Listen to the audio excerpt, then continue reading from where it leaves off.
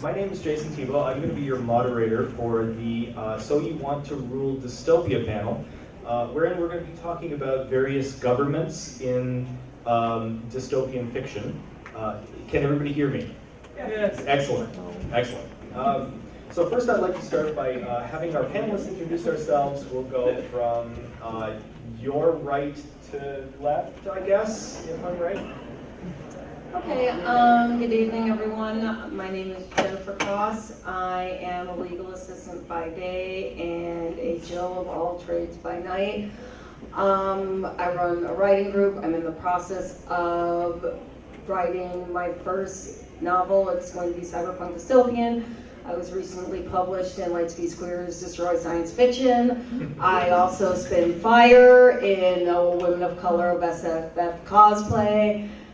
And I do a lot of speaking at conventions like these on diversity and inclusion and how to ally. And I apologize if I'm tired. This has been like my 7th con this year, so I'm kind of All right, I'm Jamie, and I'm a writer at Skeptic, and actually my background's in public policy, which is why I was really excited about this panel, because I love talking about government policy and trying to, when I read a dystopia book, I'm always trying to figure it out from the government's perspective, so it was perfect for me.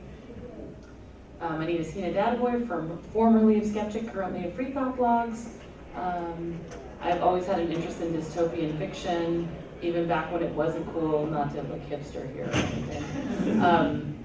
But yeah, and I've always just been interested in the structures of it, and I sort of I look at society a lot. I write a lot about structural oppressions built into our society, and so I think about, taking it to the extreme, like they do in dystopias.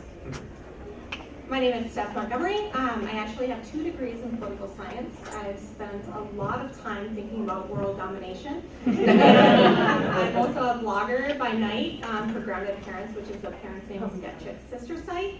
And by day, I run an advocacy program for a domestic violence and sexual violence organization. So I know a lot about oppression and marginalization from a different perspective.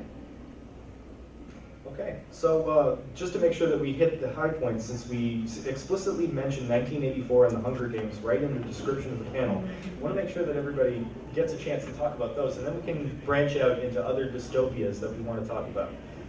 So does anybody here have any particular feelings about the government in, let's say, Hunger Games for starters? And fair warning, there's a good chance that there's going to be spoilers. Yes, and I will try to keep my language PG-13, though I can't promise anything. I don't know, do we have anyone here? Are there any children in the I audience? can't make that same promise. Okay, we'll keep it PG-13, which allows us to 3 instances of swearing. So how's that? So we all get 3/4 of a swear. Yeah, she already wasted one. So in terms of, so I'm trying to think of how I feel about Hunger Games from a political perspective instead of a moral one, because, obviously morally, my opinions on that are pretty clear. From a political perspective, as far as its effectiveness, I'd have to say it's lower. It's not all that effective. I mean, the capital has basically isolated itself from every single natural resource that it needs in order to maintain any sort of living standard, let alone their ridiculously extravagant living standard. So, I'm trying to understand how this has been such a problem for 75 years and how it's maintained itself, because I personally don't see you have to send, you have a lottery and 2 kids go and compete. I don't see how is this effective in maintaining power when you don't have the resources to back it up. No. Yeah. Well, I can say that, in addition to the capital segregating natural resources from itself, it also segregates natural resources from each and every district. So when you don't have food, but you have coal, you have to rely on the government to produce that food and to distribute it to you. And so control over the means of production is a huge way to control the populace. I think the other thing that the Capitol had going for it was fear. You publicly execute anyone that disagrees with you. You make it clear that you have to fall in line with this system, even though it's horrible. I mean, when you think about it, the idea as a parent of sacrificing my children or potentially having to sacrifice my children would make me like go rogue. But when you don't have any knowledge of what exists outside of your district, and you don't know that fear of the unknown, that there's anyone out there, you fall in line because you want to survive. So in terms of resources, the problem with this model is that if there's a problem in any one district, the capital is completely cut off from that resource, which it seems really bad to have all of your eggs in one basket like that. So a problem in any one district causes serious problems for the capital. So although it works in terms of like making the other districts dependent on you, it's a very precarious situation that they get themselves into. And in terms of fear, so one of the things that a dystopian government has to do, or one of the main things that they have to do, is keep the class structures in place. The people at the top have to stay at the top. And the problem with the Capitol in the Hunger Games is they basically do everything that they can to make the people at the bottom resent being at the bottom. And that is a recipe for rebellion. I don't know, I love the books, I've read them multiple times, I've seen the movies multiple times. And the more I think about it, the less I think that the resources are actually used by the Capitol as much as we think they are. Because coal, really? We live in this futuristic society and it's all running on coal? I somehow don't think so. Yeah. So my headcanon, if you choose to accept it, is that it's actually a post-scarcity economy and they're just using coal mining to punish people and subjugate them and put them to the bottom. And it's all just this elaborate game they're playing. There's no evidence to support it in the book, so please don't come at me about that. But it just seems to me that they have too much going on for it actually to be running on coal. So what then is the point of, I'll admit that I've only ever seen movies and snippets, and so I might not actually understand what the point is of putting all of these kids into a giant death trap, cage match. So what exactly is the government's goal in making these Hunger Games to begin with? And does that actually play into their dystopia, or does that break it?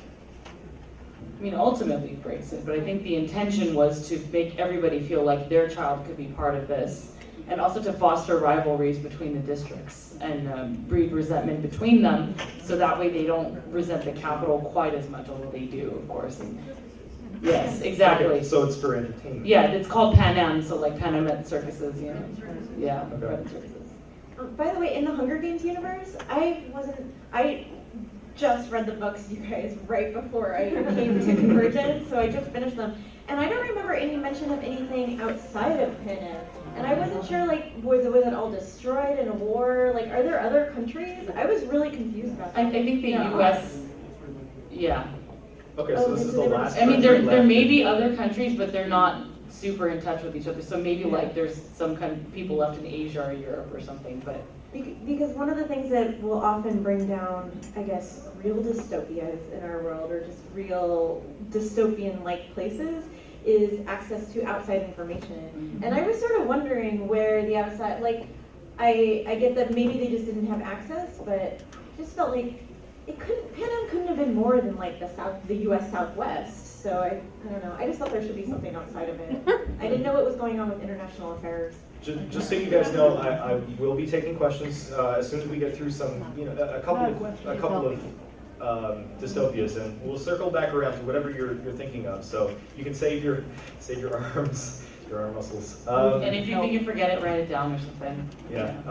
I'll try to make sure that you have plenty of time for questions, though. Yeah, exactly. So if you want to talk about information control, I mean, that's a great place to segue to 1984.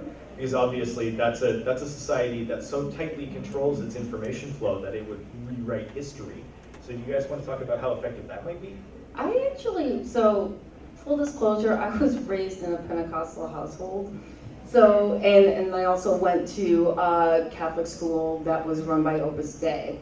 So, So you know about information control? oh yeah, and let me tell you, it is very, very effective. I actually find information, it's not that fear didn't exist in 1984, it was very much there in the backdrop, but I saw that the information control that they had and that they would just disperse, you know, on a regular basis, I found that to be a lot more effective in collectively controlling a populace instead of just write out executions, because eventually you keep actively stepping on the necks of the populace, they will rise up. But there's something a lot more subtle and a lot more damaging in the long term with controlling the amount of information that your populace receives. Where you punish wrong think instead of, you know, wrong act, if you get it when it's that. I was about to say, like in the Hunger Games, they don't even try to blame some outside nebulous force for their children dying. Whereas, you know, if we want to transition smoothly and suavely to 1984, all the bad things are blamed on some vague, nebulous outside entity who everybody can rally against together as a community, or a perceived community. Well, if you think about it in terms of current events, there are countries today where you might have access to the internet, but the internet that you have access to is not the internet. It's a carefully controlled amount of media that you have access to that the government is aware of, and the government knows that you have access to those pieces of information. And so, like, to say that, like, communication with the outside world is a means of control, and absolutely. And so we have, there are countries in the world today where the United States is that nebulous enemy. And where American culture is that nebulous enemy because they don't understand it or have access to information about it. I can actually point out a specific example that I learned recently. A video of mine was banned there. In Pakistan, they banned YouTube entirely, so they have their own video website. So one of the panels I was on at American Atheist Convention with two fellow ex-Muslims was banned in Pakistan. And so so, you know, I'm officially banned in Pakistan. But yeah, like, Pakistan seems kind of dystopic to me already, you know, in a lot of ways. But so if you go to YouTube, Pakistan, they banned YouTube entirely. But and if you search for Hina, like, it won't come up. And so, like, that to me seems, or even if you went to, like, Google and searched for a search term that was illegal or a site that was illegal, you would not be able to access that information. So, wow. So another comparison from 1984 to Hunger Games. In Hunger Games, it was a situation that would, like, almost definitely create rebellion. In 1984, they get around that by also being the rebellion. So, of course, there's going to be citizens that are going to be dreaming about rebellion, but as long as the government also controls the rebellion, there is nowhere to go. So there will never be a real rebellion. That might be possibly what the Matrix was trying to achieve and failed miserably. As a dystopia, that's actually not a bad comparison. The Matrix is pretty much dystopic too, but it doesn't really have a system of government so much as humans are batteries. That is very ineffective. Very effective, but at the same time, really, I don't know. I don't know if. Oh no, psychologically it was effective, but I'm talking about from an energy consumption standpoint. we are not very good batteries. Is this before coffee or after? Always being at war, which means they're always living in scarcity, and people can barely get enough food, or they get food, but it's terrible food, and just everybody's always miserable and can't get the things that they need to survive. That actually kind of ties into another one that I want to talk about in case anybody here knows anything about Breaking World.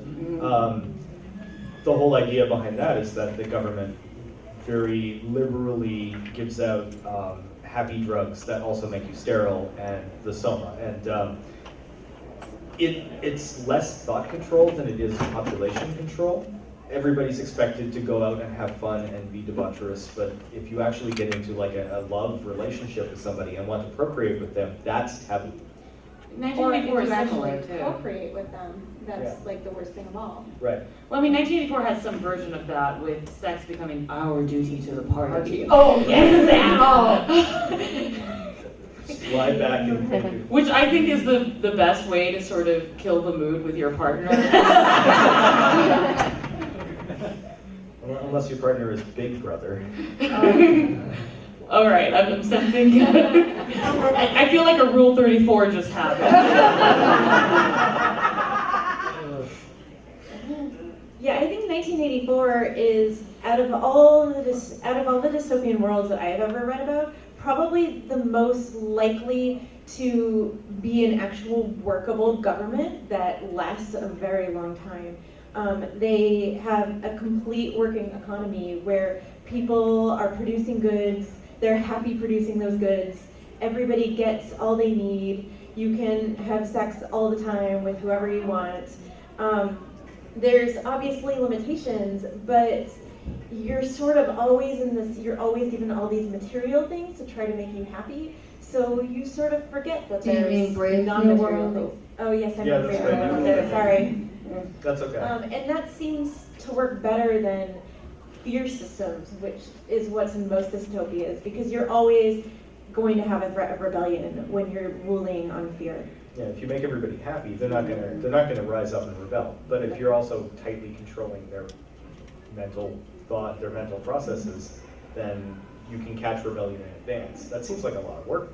Yeah, and then there's the people who aren't happy just get sent to an island where they'll be happy on the island. So they can't be like spreading their unhappiness to other people, and just everybody at the end ends up happy. Jamie, what happens when somebody from that society actually witnesses what happens outside? Then they get sent to an island to be But then you get Australia, and then they make their own country. And Right? then they come and maybe take it back. Yeah, and then they make their own country that eventually bans certain kinds of internet. Because, Australia actually does have very filtered internet, so. Dystopia is making mini dystopia. So do you guys want to talk about any other dystopic? Well, let's talk about The Handmaid's Tale, because I know. Yes. Yes, and I talk definitely about want to that. hear Hina's take on it. Well, Steph has awesome stuff to say about it from the reproductive standpoint, so I think we should probably start with that. Well, I We'll mean, start out with explaining what happened to start off The Handmaid's Tale. so, who here has not read The Handmaid's Tale? Okay, Oh, excellent. wow. Wow. Spoilers! So, Even though we're Spoilers, but even with spoiling it, you, read it. it's so worth reading. yeah, everyone needs to read it. I actually just finished it this morning, so. Margaret Atwood, my countryman. I'm Canadian. It's July 4th. Speaking of With all their hot dystopian, people, yes. baloo. Okay, so go ahead. So, The Handmaid's Tale is actually, I think, one of the most frightening forms of dystopia as a woman and as a mother. But there's a rebellion, a revolution, and they decide when they establish government that women are to have no rights or severely less rights than men. And so it happens gradually and suddenly, and things happen within our society, and I'm not clear on how that happened, where people become infertile.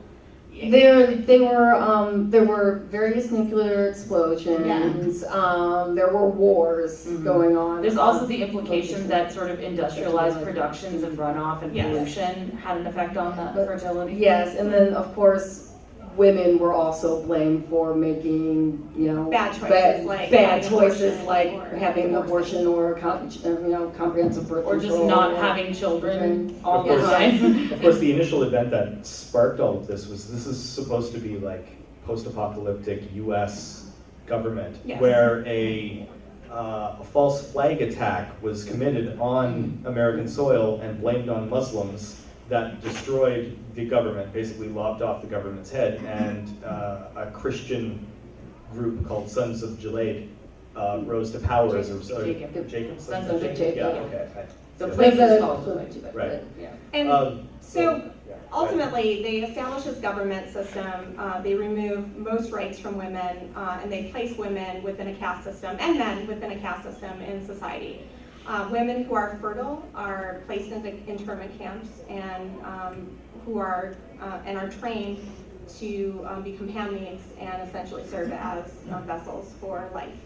They are assigned to rich, wealthy, powerful men in order to bear their children, and that is their only role and function.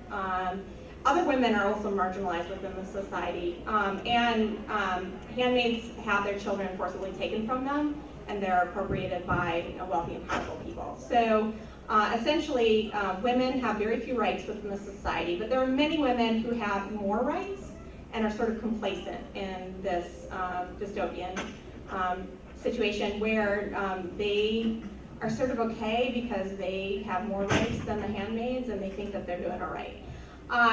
So for me, like as a mom, the idea that my child could be forcibly taken from me and appropriated by someone in a rich and powerful position is horrifying. And the fact that this happened, like literally one day, like all the women were fired from their jobs and went home and were like, we were all fired from our jobs today and we can't work. And women were no longer allowed to purchase things or own property. And they basically create a system where it's not fear really, although there are elements of fear. They do hold public executions of people like doctors who performed abortion or religious leaders within other sects of Christianity. But more like they cherry-picked religious verses from the Bible and from elsewhere, and then have based their whole puritanical society on those religious verses. And so there's an undercurrent of religion, there is a changing of culture where women are dirty and bad and not okay and So not less much than different intelligent. from now. Oh wait, yeah, so different than now, and they start placing serious restrictions on what women can do. And then it comes to a point where there are active forces like working against this dystopian government and trying to form a rebellion. But because the story is told in the first person from a handmaid's perspective, we don't really know what happens. And so she kind of leaves it open, like Margaret Atwood is a little evil that way. So we don't know if the handmaid gets away or if the government gets overthrown. Although we do know, like way off in the future, when an academic is finding recordings of this handmaid's story and telling them that it was kind of looked upon as like a social thing that happened many moons ago, and they kind of talk about it and break it down from an academic standpoint. But It's essentially that he's presenting this paper at a conference of Caucasian studies. yeah, like what the white people did wrong. Yeah, and that particular society is considered almost like something of a blip in the radar, like it's unusual. But I was thinking a lot about the Hunger Games, or Handmaid's Tale versus a lot of the other dystopias, and I realized Handmaid's Tale does have one thing going for it in terms of keeping it going. There are very few teenagers, and the teenagers are very carefully controlled. Because it seems to me if you want your dystopia to go down, give your teenagers a little bit of freedom and maybe a bow and arrow and Yeah, but how stable and effective is your government if an angry 17-year-old with a bow can take it down? Yeah, lock up your 17-year-old girls and you're good. And in The Handmaid's Tale, there are teenagers, but very few of them because of the reproductive issues. And the ones who do exist, we see them married off very young.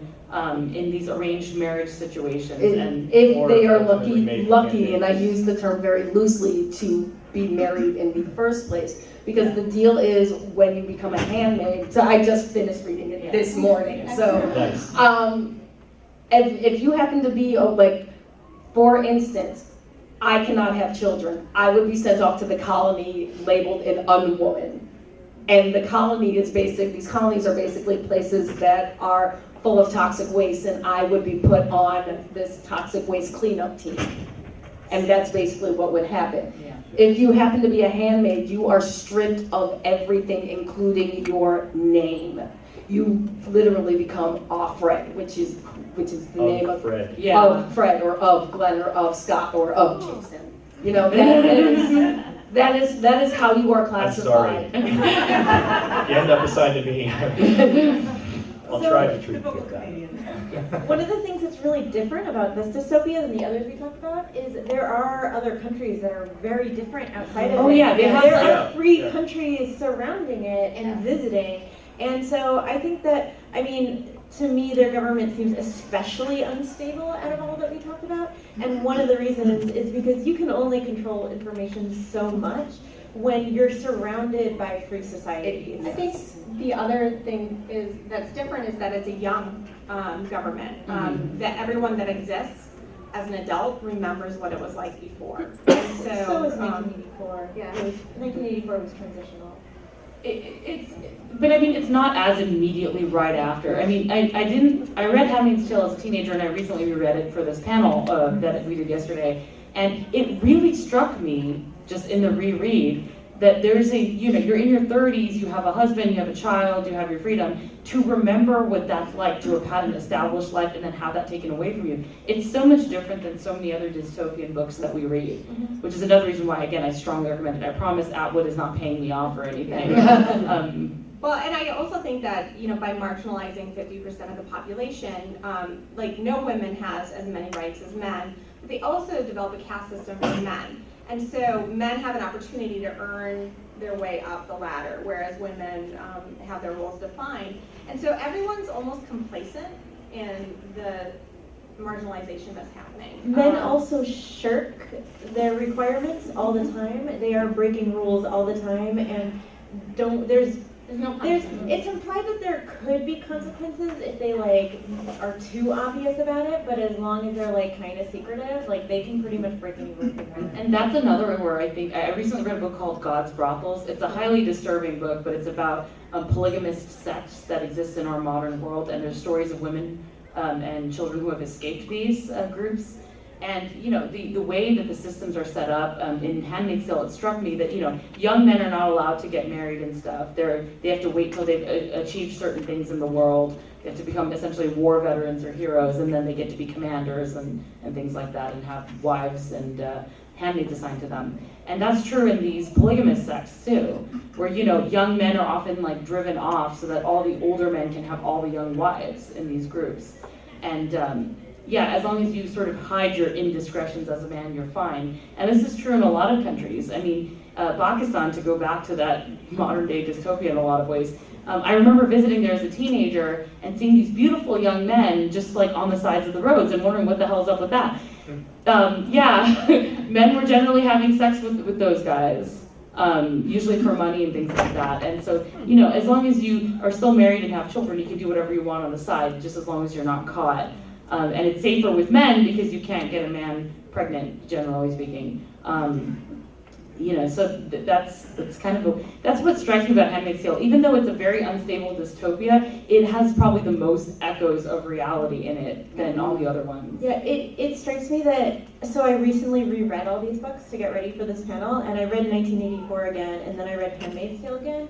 And when I read 1984, that very much felt to me like a man's dystopia, a man's worst nightmare. And Handmaid's Tale was a woman's dystopia and a woman's worst nightmare.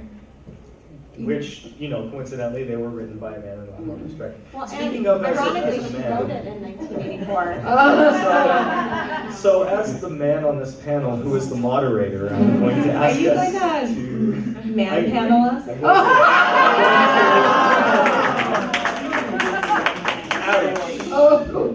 I'm going to ask us if we have any other dystopias that we'd like to talk about, and yes, I'm fully aware of the fact that I am the patriarchy on this panel. Actually, I do. I have a question for my fellow panelists and for the audience. So there was this movie that came out in 2002 with Christian Bale and David Diggs called Equilibrium. I heard it over here. I need to bring this up because this is something that I found so ineffective and it made no sense. And I was in an altered state of mind when I was watching it, and I still could not buy this dystopian system working. Can I get a show of hands of people who have never seen this movie? Okay, I'm going to spoil it for you. Don't. No, seriously, it's not worth it. It's not worth it.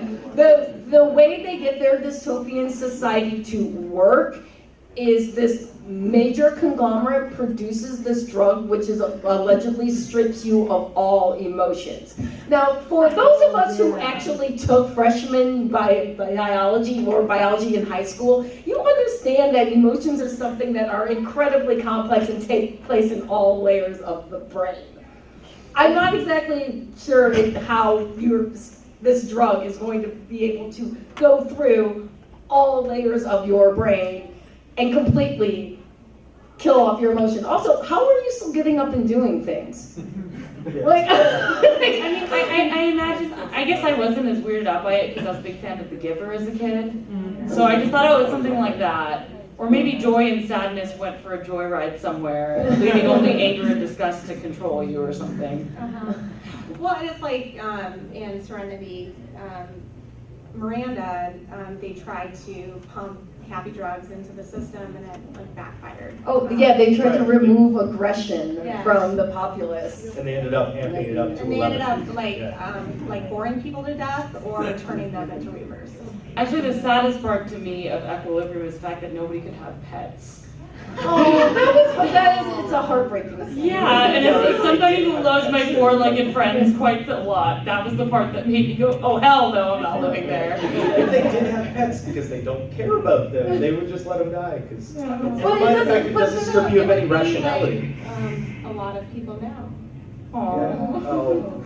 But there are a lot of things that, like, I did not understand how this could be an effective system even in my altered state, because, and I'm leaving it at that, I'm not going into specifics. Legal things only, right? Yes. Wink. I am leaving it at that, I may or may not. It's okay. But I know for a fact that those people not within the antisocial personality disorder spectrum, we actually require those sort of drives in order to make a society, any sort of society, work. And here you're trying to present me with this totalitarian government, which was great because the government was omnipresent and omniscient like it was in 1984, so that part I was able to buy. But you're not going to be able to get it to function if people don't have that drive to do so in the first place. Right. They're trying to use it as an analog for creating robots that are pliant, but Yeah, it's just, so many things wrong with it. And then the gun foo, I'm like, I've taught martial arts for 5 years. We so watch it don't because watch it a looks fight. good. Yeah, don't watch a fight Janelle movie takes the with shirt me. off. I will criticize it until the cows So it's come. only 9:03, we will get to questions. Okay. We're just gonna finish discussing certain media first. But there's a particular one that I'd love for us to talk about that I know you mentioned. I know that not all of us are competent, but we could certainly talk about like the implications of it, and that's the Adventure Time universe. Yes, shout out to our Ice King and Marceline. Yeah, I was thinking about it a lot though, because one of the recent episodes, again, spoilers, sorry, essentially princess throughout the series has, the term princess, it's been heavily implied that it's a title rather than some sort of hereditary thing, like the leader is the princess, so you can become the princess. And one of the recent episodes, they hold an election to dethrone Bubblegum and elect a new princess. And I started thinking more and more about Bubblegum as a ruler, and she's kind of an asshole. Like, they live in a post-apocalyptic world, and I almost think of the princess system, at least within and the Candy Kingdom, as something of a dystopian government, because Bubblegum is incredibly paternalistic. You know, she thinks her people can't do anything for themselves, which in the very first episode, I guess, is kind of heavily, it's true. But she also created them. Yeah, I was going to say, too, she seems to have created them to be ineffective and helpless, and so that she can feel smart and competent and capable. Almost like the ultimate, isolation.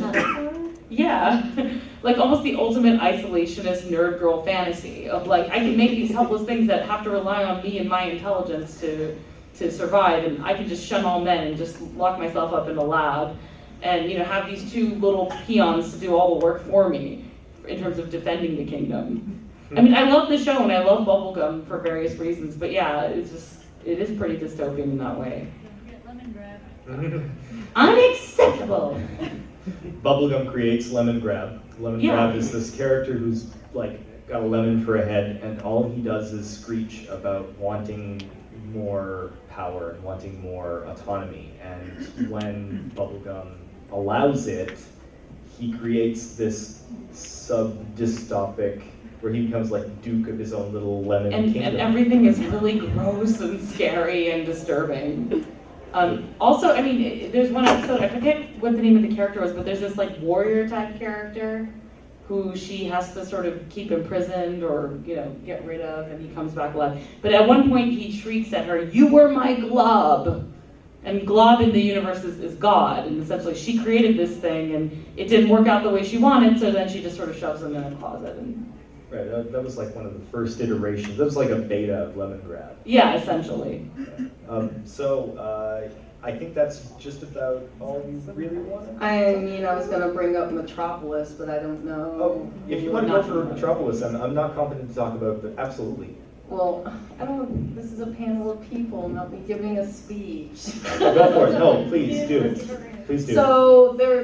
So I can go off of either the book from 1920s Metropolis, which was originally a movie, then a book, or I can talk about the anime Metropolis, which is absolutely amazing if you haven't seen it, but the same premise applies. Pretty much where you have this sort of dystopian society in which the people are kept in, the classes are kept in check by where they're allowed to live. And a lot of the underclasses, and I use this term because this is the term in the book, actually live underground, and their whole method of their reason for survival is in order to get fed. But it's this weird twisted cycle where they operate the machines above ground for the rich to be able to live their lives. And by operating these machines, they are able to get sustenance and get power. And so I would say that from the original book, different from reality now. well, I think that's the reason why dystopia is becoming such a popular subgenre, is because the way reality now is being shaped, and especially in Western society, it's looking frighteningly like a lot of these books that, you know, have been around for a long time. Speaking of that, I would like to talk briefly about The Walking Dead, because I Sure. think that it's interesting to see the different forms of organization and community development that happen following zombie apocalypse, and how the one dystopian version, or more like power and control relationship that exists between a ruler, the governor, and his community that he's established, is like set up as a utopia. Like, we're gonna have happiness here, and everything is going to be wonderful and good, and we're gonna provide for you, and you just have to, follow a very defined set of rules and not have any information about what's happening outside the walls, and not ever go outside the walls unless you're part of our select group of individuals. And then, that fails, but mostly because of outside influences. But then when you look at the more egalitarian, democratic form of government that they try to establish, that fails too. And so, like in a vacuum, people step into roles of power, and what you do with that power is, well, entirely up to you, but also the set of circumstances surrounding you. So it's interesting that I think all of the intentions are good, like maybe colored a little bit by the survival instinct that happens when you're in crises, but like none of the forms of government, if you will, that they try are really effective. Yeah, it seems to me that in post-apocalyptic anarchist kinds of media, it often seems that because you don't have a government and you don't have anything else, you end up with the biggest, strongest people are the ones that have all the power. Those are usually men. So I know, like, I only made it about a season and a half through The Walking Dead before I was like, I'm tired of these sexist stereotypes. But I also think that there's a little bit of truth to the fact that when you don't have any control, like, the bigger, powerful people are going to take over, and that's usually men. And so, like, at least in the first season of Walking Dead, it was mostly like the men are going to protect everyone, and then the women and children are going to, like, do their laundry. Yeah. And this is why I've been starting to lift weights. And I run competitively, for cardio. So we can make our Misandrous colony. Do you guys need someone who plays with fire? If There's- it's you, absolutely. There's room for everybody in the matriarchy. Everybody except for the men's. We have to keep a couple around. Okay, but we've already, and we've had to notice population control is obviously a big theme with dystopia. So Right. obviously we need to keep a couple. Just a few here and there. So I want to open up the floor to questions. If you want to talk about anything in particular, I know that you've had your hand up the longest, so I'm going to start with you, but then I'm going to try to grab everybody as I see them. So So go ahead. we've talked about stability in dystopias as it relates to rebellion from the masses. But a lot of oppressive regimes tend to crumble when one element of the power structure seizes power from the current leader. So what I would like to hear from the panelists is thoughts about either real dystopias or fictional dystopias, which ones have the best stability against their own control structure, and what those elements are that make them less likely to tear themselves apart.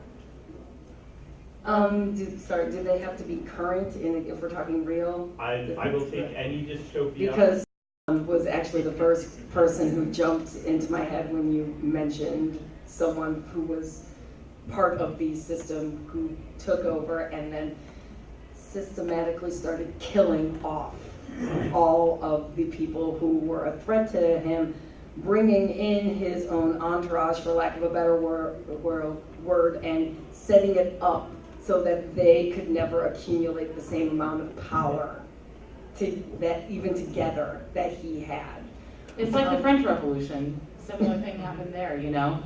You had people rising and falling within the ranks of the same people. Or even the Iranian Revolution, it was a similar thing where people within certain ranks gathered together and overthrew one dictatorship and replaced it with another one. Yes. So whenever you have a dictatorship that is running your dystopia or your society, one of the problems with it is it's unstable, because if something happens to your dictator, your society goes under, which might be fine for the dictator, because if you're dead, then you don't really care if the society is going to keep going. But I think it's interesting that in most dystopian books, like the ones that we were talking about, there doesn't seem to be a dictator. It's more just, other than Hunger Games, where there's at least a leader, in Handmaid's Tale in 1984 and Brave New World, I don't think an actual leader is ever mentioned. It's more just the idea, and you don't even necessarily know who the people are that are running things.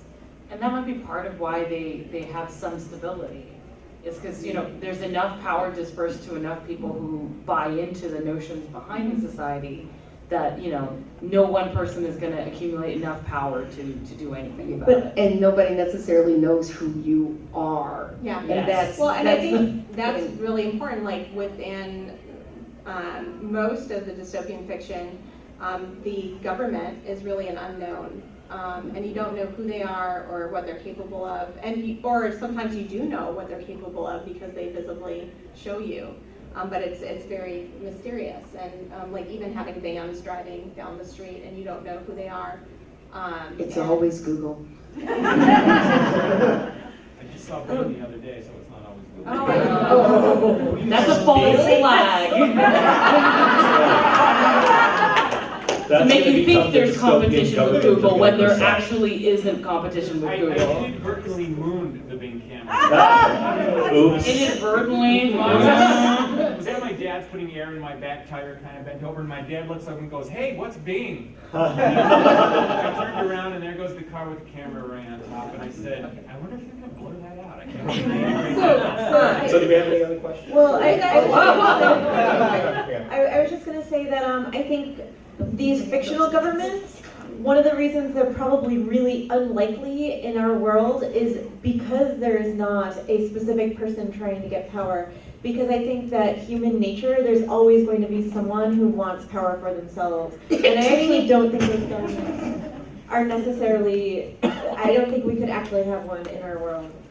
Well, I was going to speak, Jason, really quick, Go ahead. and I was going to bring this up earlier, in political history, and I did some research with some faculty during my undergrad career.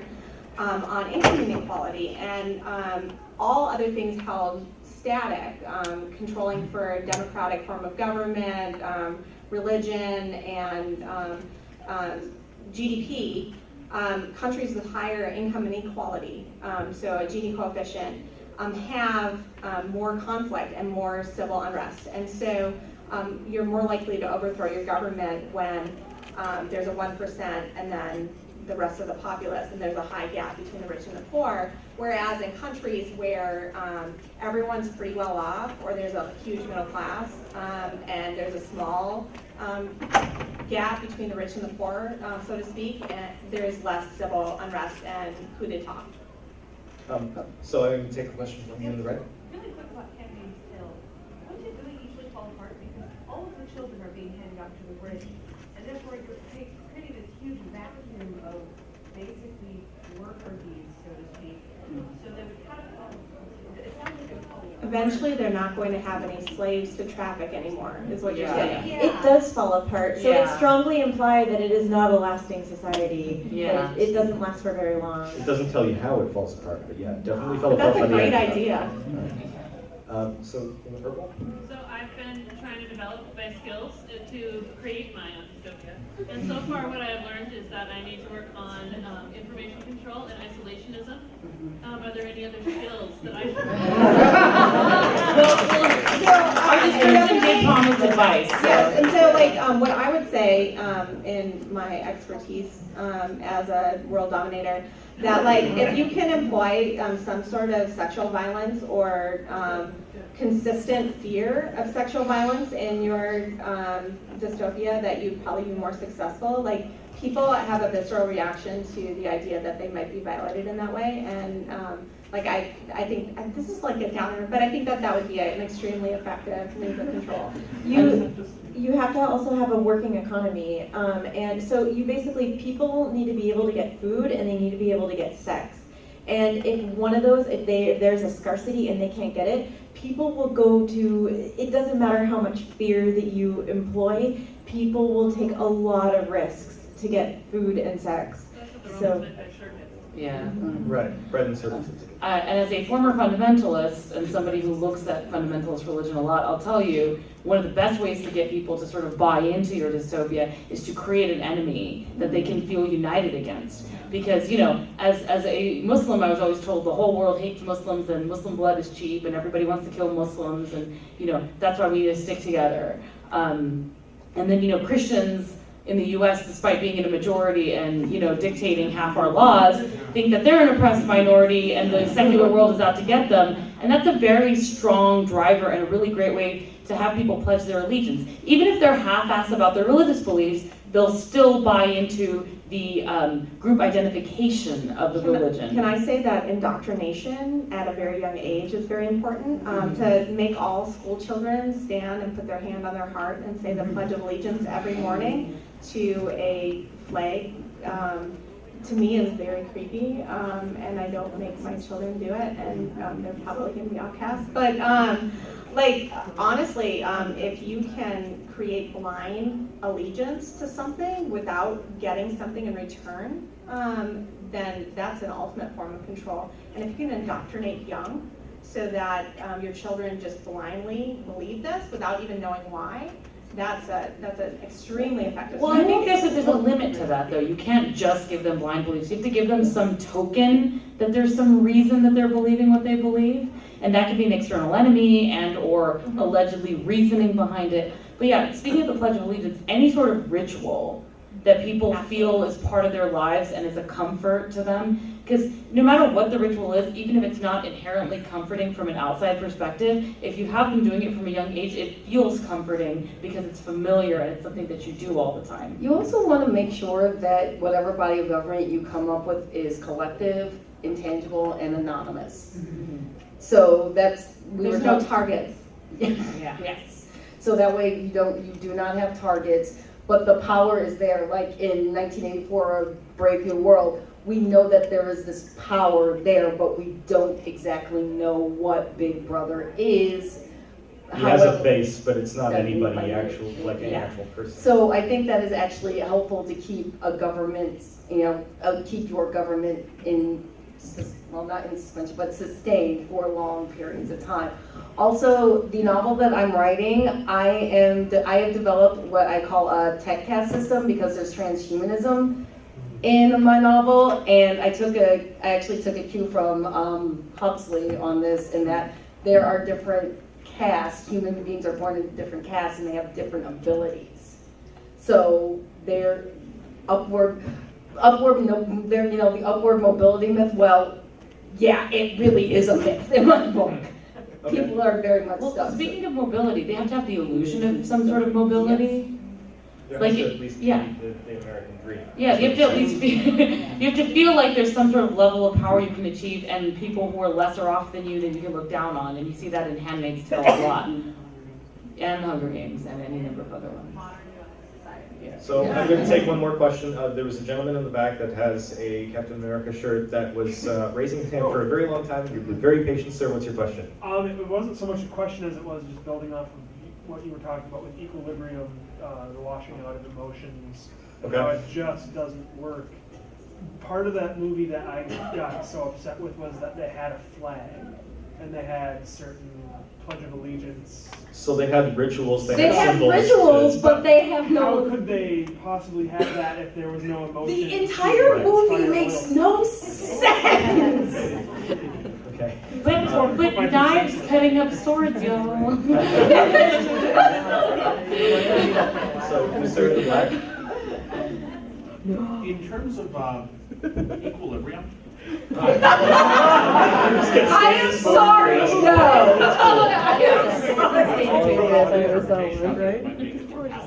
Sure. I sort of assumed that the emotion suppressing thing was all BS, and the drug primarily just served to make people susceptible to the absolutely pervasive, continuously repeated propaganda Okay, that's actually very plausible. that But- everyone was used with. You know, Headcanon accepted, at least with me. Right by me. Okay, so you, sir, you first, and then you. Go ahead. What are your thoughts on the viability of a dystopian corporatocracy where the control isn't so much united in the hands of a single totalitarian government, but is split between the government and, say, nearly as powerful or equally politically powerful mega corporations? So I'm gonna go back and mention that the band that you saw inside was Google. We all said the same thing. Okay, Yeah, we all so- said Google. No, I said corporate oligarchy. And I said, aren't we in that right Yeah. now? We'll be close, but 75 rollerball. there's a series, I forget what the name of it is, but there are people whose last names are actually Jennifer Government, yes. She's born to the government. Other people are born to various corporations. I haven't actually read this book, but it's really Your last name is the company you work for, So, yeah. so if you decide to work for McDonald's, or your kid goes to McDonald's, it would be like Katie McDonald, and then let's say she graduates and she goes to work for Google, her name would then change to Katie Google. But then that brings up the idea of like inter-company wars, which can happen. So, I mean, I think in most dystopian governments, the governments are controlling all the industry. So I don't necessarily see that there's much of a difference between the corporation and the government itself. But I see what you mean in terms of their priorities. I guess the setting that I'm getting this from has the one key element that the corporations have extraterritoriality. Yes, through a Supreme Court case where basically on those corporations' territory, only their laws apply. And I feel like that would be kind of a difficult thing politically to make happen, but would be very important for boosting any given corporation's political power when the only laws that apply to them on their land are their own. But isn't that sort of happening in our culture through Supreme Court cases and? Yeah, we're slowly ratcheting up how much power. Yes, how much power that corporations can have and how much discretion they have to actually like apply the Constitution within their walls. Okay, so you in the Coke shirt? Yes. So global domination. Which actually, yeah. Like the information control thing is making me think of a discussion about food labeling and GMOs. Right. And my experience is, if I talk to people that are scientists, and then I talk to people that are farmers, and I talk to consumers, and I get like 3 completely different, very well crafted information control stories about food labeling and GMOs, depending on who I talk to. And so it's like, it's going on now. So then there has to be a sort of a metering out of who's an authoritative voice on that. But everybody could have valid points, but this isn't necessarily something that can be debated, ultimately. Labeling what's in your food is good, but the propaganda about it being bad because it's genetically modified, I mean, we didn't care about cows. We genetically modified the hell out of cows. And everything else we And everything else, bananas. We can't eat God brand bananas. Despite what Ray Comfort has to say.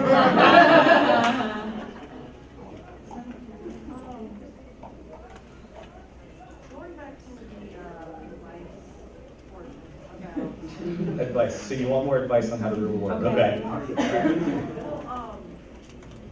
this is more about like what as a piece of advice, possibly involving people, like basically making people complicit in their own oppression. This was sort of mentioned with the Handmaid's Tale a little bit, where like the caste system is sort of involved there, where like there are some women that have more power, and so they're more complacent and they don't mind. And there's also something that you can sort of see in like in modern US stuff where we have for instance, where we have We're comfortable. Yeah. where we have that comfort, and we have, like, for instance, coming up with new things, allowing more people into the military, which seems like a very big progressive thing. Like, So is it like a people gradual are allowed into the military now. They're cynical allowed liberalism, like Oh, giving right. giving people the little bit that they want, one thing at a time to keep them?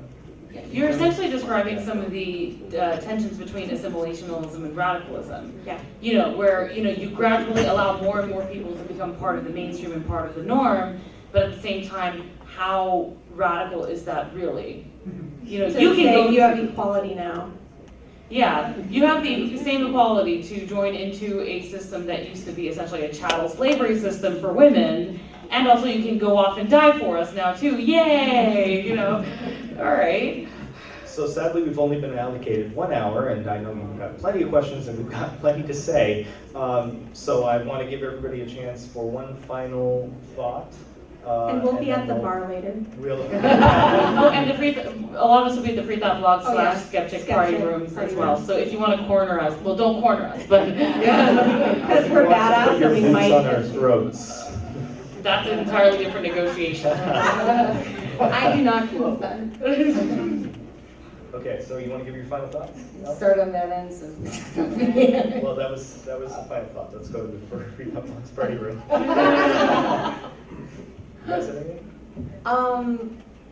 Yeah, well, if, for those of you looking to start your own dystopia, I'm just gonna reiterate collective, intangible, anonymous network of people running things instead of just the one dictator. That's how you're gonna be able to keep your dystopia running in the long term. Can't blame anybody for the drug program. Yeah, I guess my two things, like if you're trying to write about a dystopia or just analyze a dystopia, would be to focus on two things, and that's one, their economy, does it work, can people get enough food, and two, And sex. yeah, food and sex, and then two, their class structures. How do you keep the class structures in place so the people on top are always on top, and the people on bottom are always going to be on the bottom, and keep that in place without creating rebellion. Okay, so I think that's pretty much all the time. Did you have something to say? yeah, Really quickly? always. I was gonna say that, like, if you're interested in starting a dystopia, like, don't. Yeah. Please. Instead, like, maybe we should be working together to identify the harmful structures within our own culture and society and work together to try to make some change. Thanks for making Vague the rest of us nebulous look like enemy. assholes. Yes. I have to reiterate title again, is vague Supervillain nebulous Victim Arc. enemy. Very, very good for rallying the people. Yes.